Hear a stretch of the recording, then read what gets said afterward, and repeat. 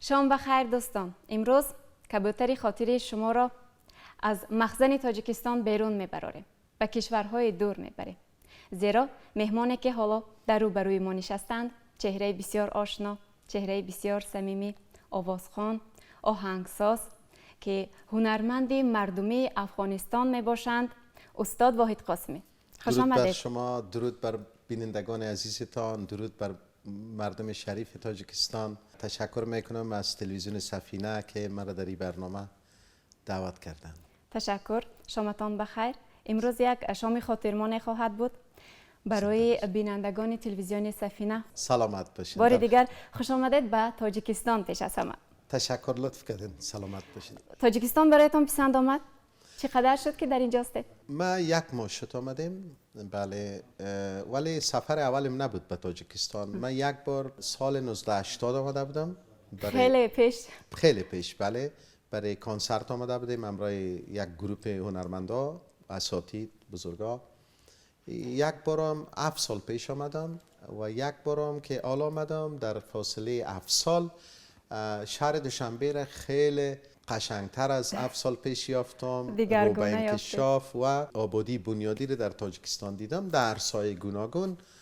متاسفانه در کشور ما اوتر پیش نرفت. مثلا ما رشته موسیقی است، من ایجا با هنرمندا دیدم، ارکستر 100 نفری که برای برنامه ریاست جمهوری ملاقات کردیم، آوازخوانا را دیدیم، ارکستر را دیدیم. ما در 20 سال چون این چیز نتونستیم که ایجاد کنیم متاسفانه.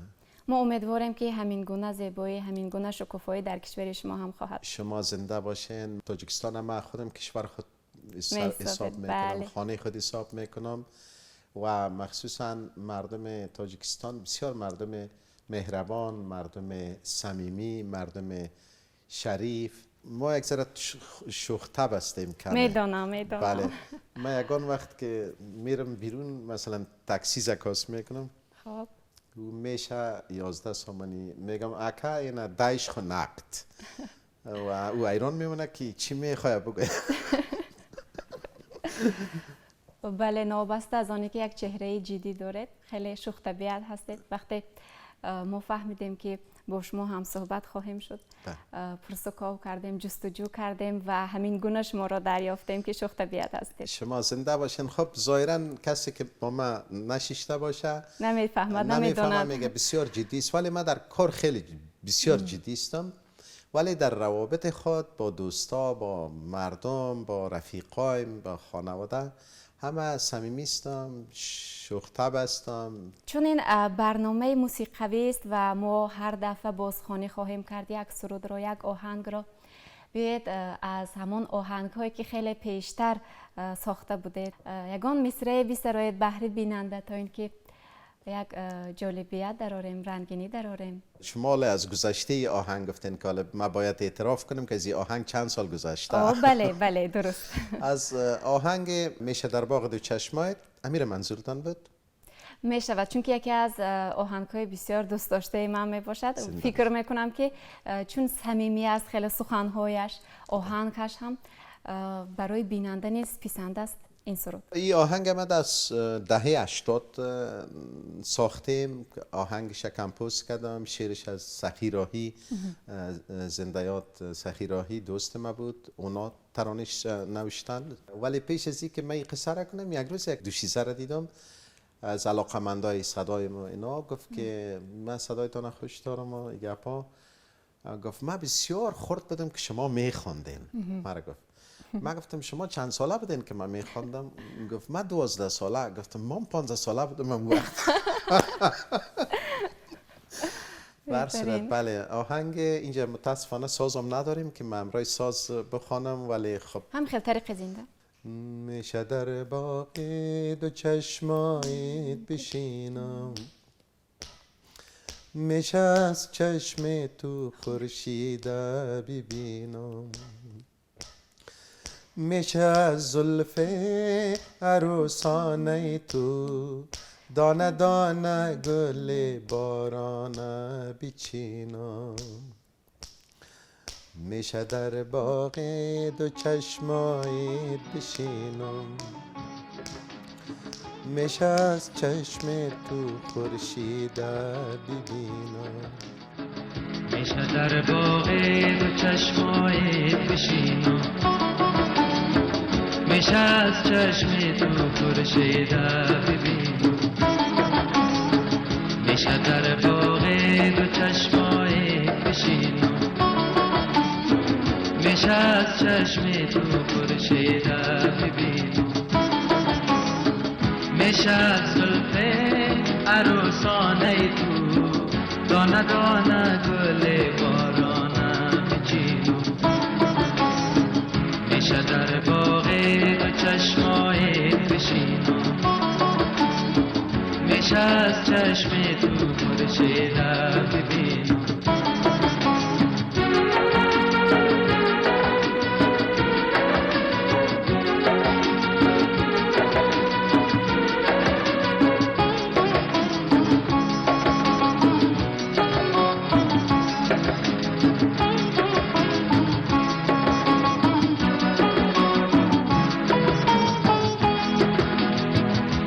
میشه یک روز که پنجره را سوی خورشید رو خفا بکنم، میشه یک روز در آینه نور تو را من خوب تماشا بکنم، میشه از زلف عروسانه تو دانه دانه گل بارانه بچینم، میشه در باغ دو چشمای بشینم، میشه از چشم تو خورشید ببینم.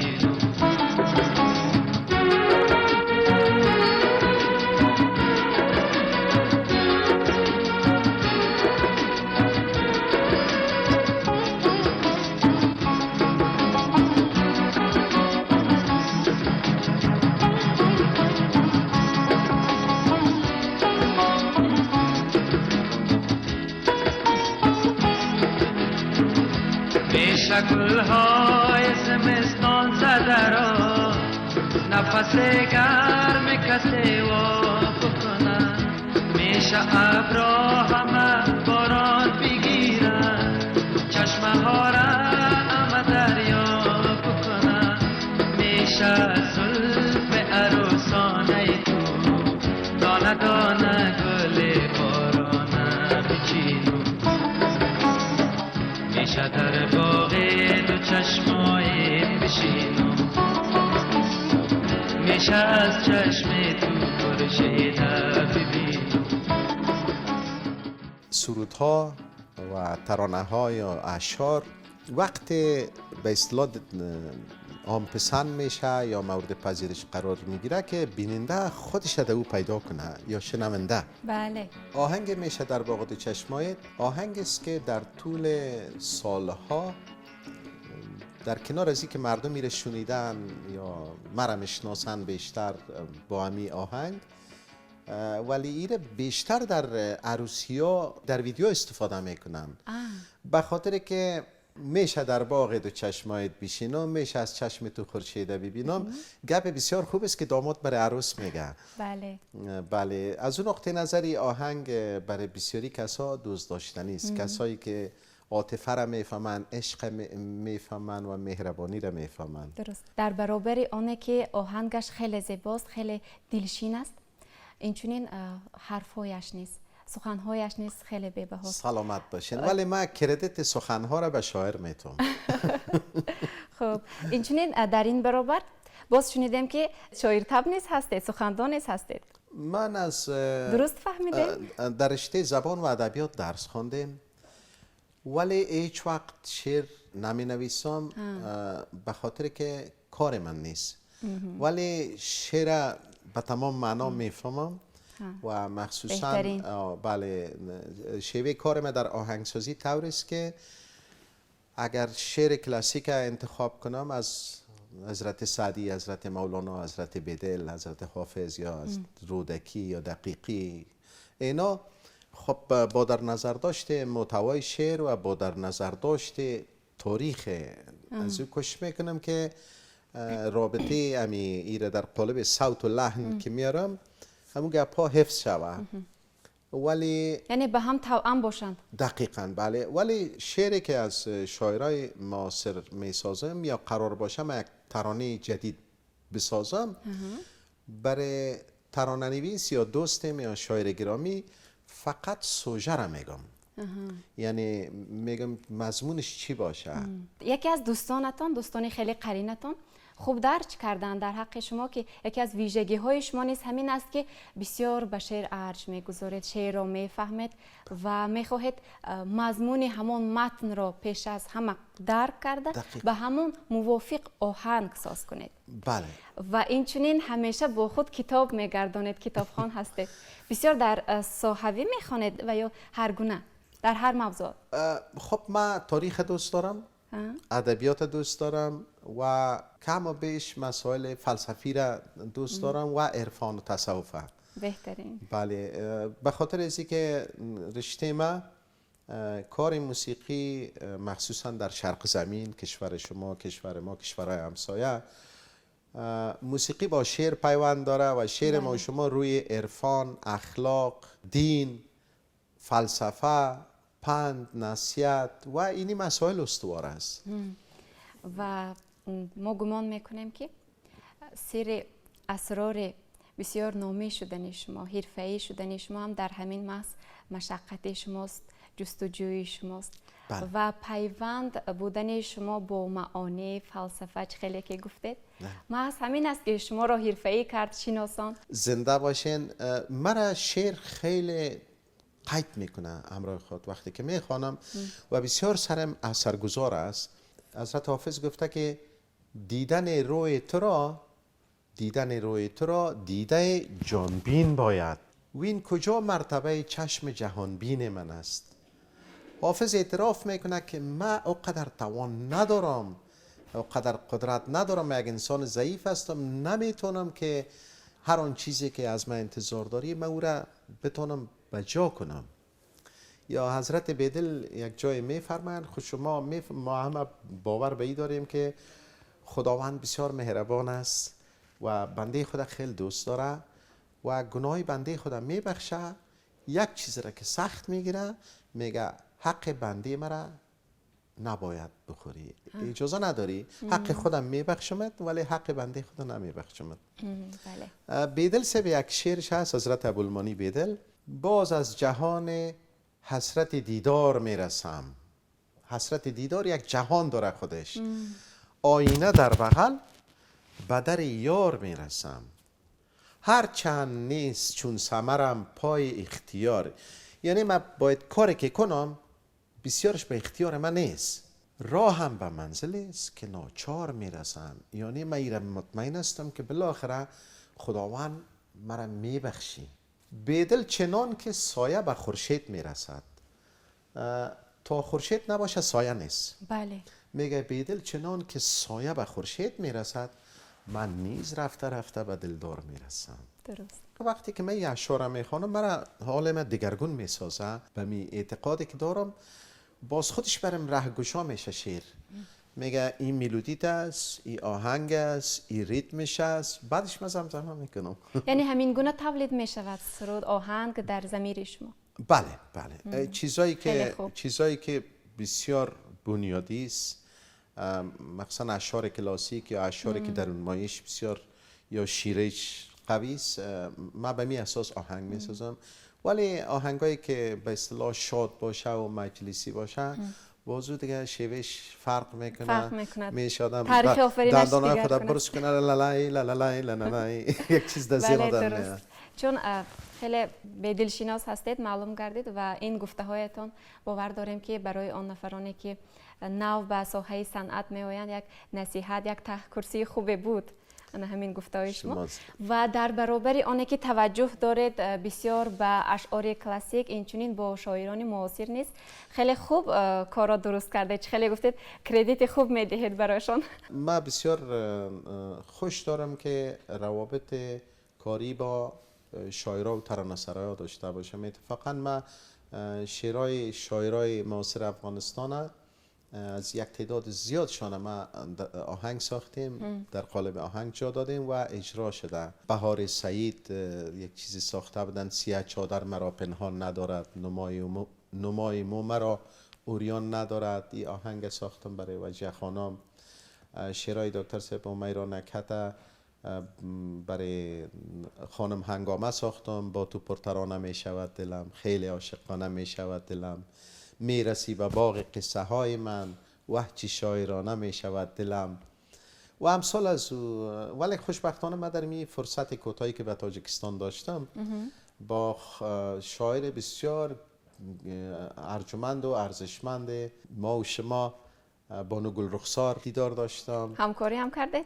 والا شنیدیم ازشان و کم گفتیم زیاد شنیدیم. شعرهای بسیار زیبای خود از سالهای قبل با ما برای ما خواندن و لذت بردیم از صحبتشان و از دیدارشان. در دل نیت پیدا شد که آهنگ ببندید برای یکیش؟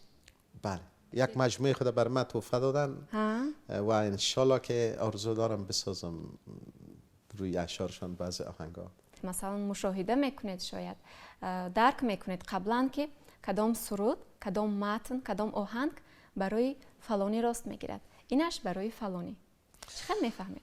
خب از نظر صدای آوازخوانا، هم صدا، هم آهنگ، هم همون متن، شما میفهمید همین چیز را قبلا. اثر یک آوازخوان به اصطلاح اونمو تذکرهش است یا معرفش است برای مردم.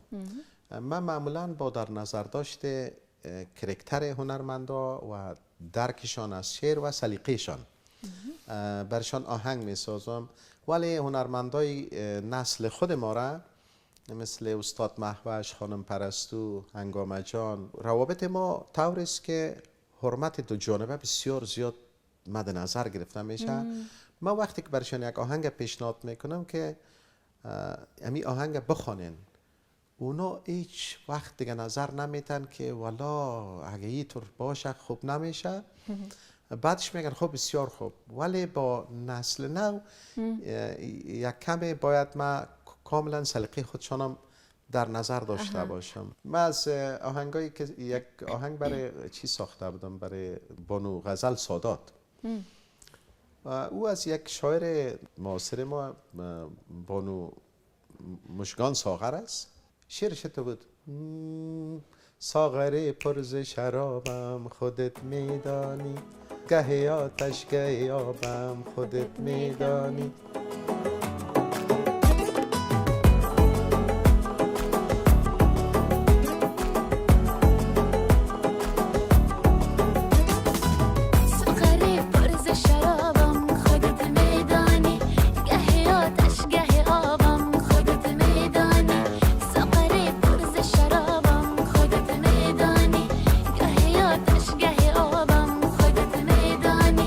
گل نرگس خجل از چشمانم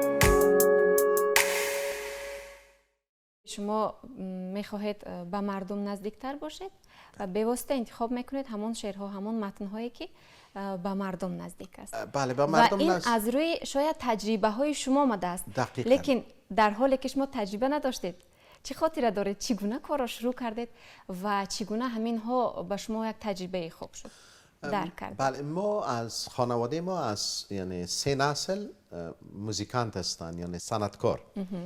پدر ما، کاکای ما، پدر بزرگ ما و نکه ما و موسیقی و شعر اینا در خون ما است.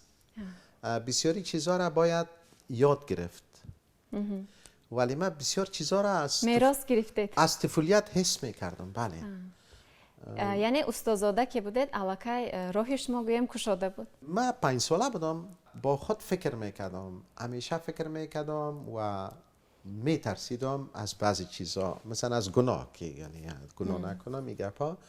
و آهسته آهسته به اصطلاح آدم که بزرگ میشه بعضی چیزا را درک میکنه، بعضی چیزا را میفهمه.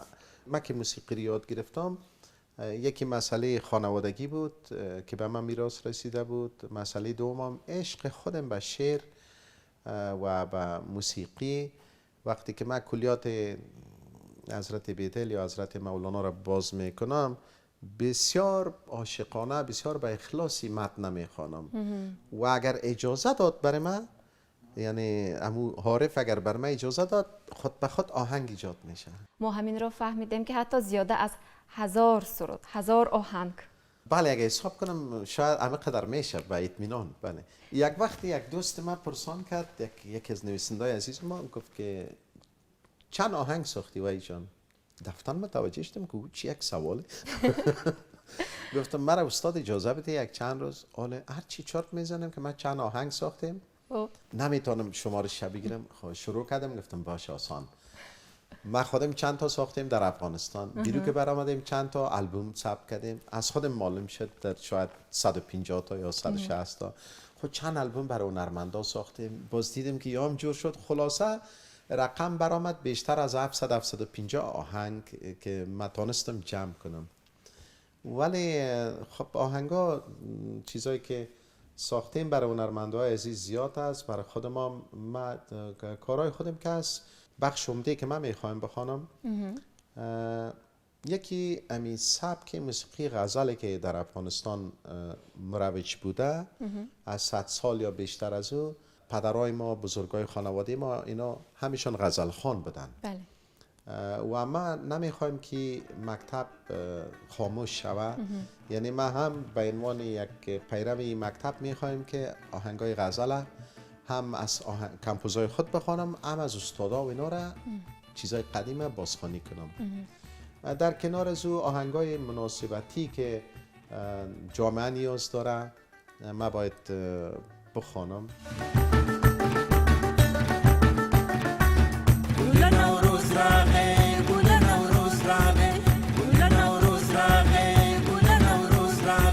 جشن جمشیدی ما شاد و گل افروز آمد، هلا نوروز آمد، هلا نوروز آمد، هلا نوروز آمد، گل نوروز رقه، گل نوروز رقه.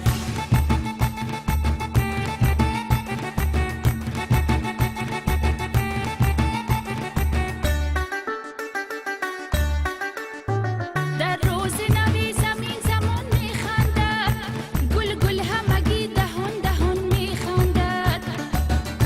یک لحظه اگر بخنده لب باز کنی همراه تو نبض آسمان میخندد. گل نوروز رقه، گل نوروز رقه، گل نوروز رقه، گل نوروز رقه.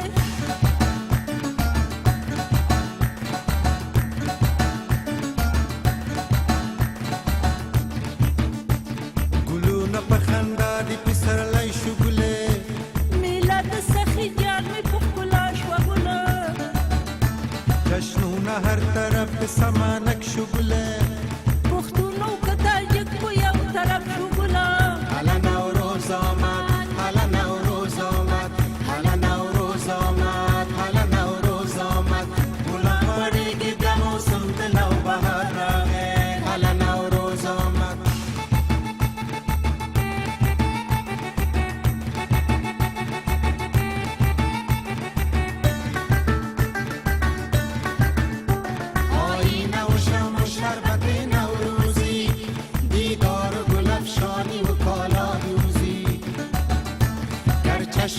چشم تشنه من نشوی در آتش آه عاشقت می سوزی گل نوروز راغه گل نوروز راغه گل نوروز راغه گل نوروز راغه جشن جمشیدی ما شاد و گل افروز آمد بله نوروز آمد گل نوروز راغه گل نوروز راغه هله نوروز آمد هله نوروز آمد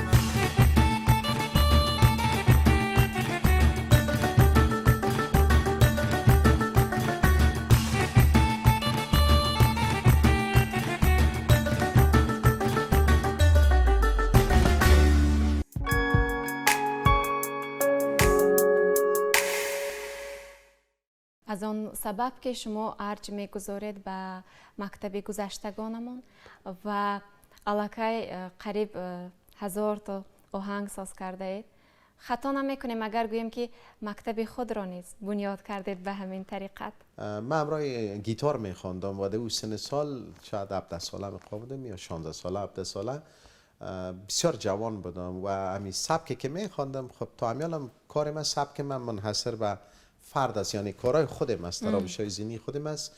من عادت ندارم چیزی را کپی کنم از این طرف از اون طرف. اگر چیزی را استفاده کنم با زور تذکر میتونم. از آن رو که بسیار عشق همین صنعت در دلتان جای گرفته بود، حتی دیگر انتخاب هم نداشتید که دیگر ساحه را پیشه کنید. بله دقیقاً من نمیتونستم. خانواده ما بسیار آرزو داشتن که من پزشک شوم یا دکتر طب شوم. من گفتم اصلا ناممکن است. پدر هرچی گفت نکو کار موسیقی را که خب آینده نداره، این کار مشکل است.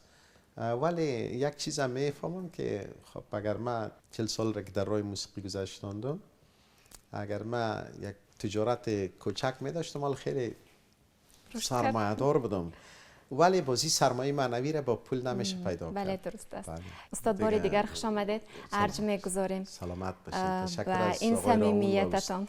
تشکر از است نظر از اونام، از است نظر شما و شب شما بخیر. تشکر از بیننده های عزیز که حوصله کردن و صحبت های ما را شنیدن. بار دیگر یادداشت میشویم دوستان عزیز در پایان برنامه که امروز این بیگاه در مهمانی ما و شما بودند استاد بسیار گرامی قدر هنرمند مردمی افغانستان واحد قاسمی. خوش آمدید. رحمت. اینجا پایان برنامه است عزیزان دل. خانه آباد باشید. خیر.